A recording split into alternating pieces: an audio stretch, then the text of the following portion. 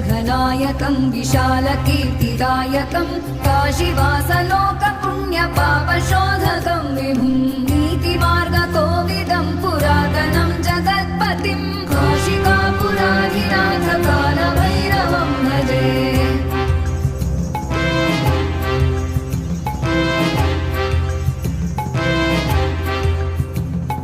कालभैरवाष्टकं पठन्